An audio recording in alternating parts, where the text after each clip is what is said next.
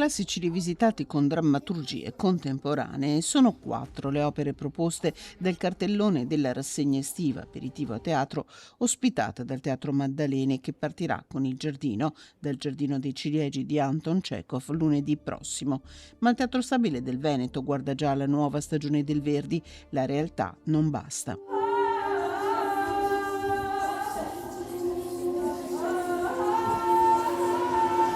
Abbiamo delle produzioni straordinarie e di due in particolare voglio sottolineare l'importanza. La prima è quella che abbiamo portato, che ha debuttato a Siracusa, ed è l'Alcesti per la regia di Filippo Dini.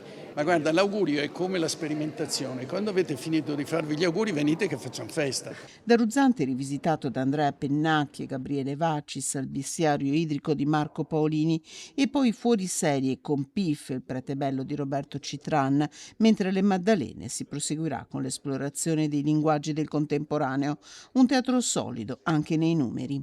I numeri sono confortanti: 53.000 presenze tra il Verdi e le Maddalene, un indice di copertura dei posti pari al 90%, molti spettacoli sold out, una politica dei prezzi assolutamente popolare, perché quest'anno non si aumenteranno non si aumenterà il prezzo degli abbonamenti. Un rapporto stretto tra Padova e il suo teatro, tanto che il comune ha deciso di chiamare Teatro Verdi la fermata del tram in Corso Milano.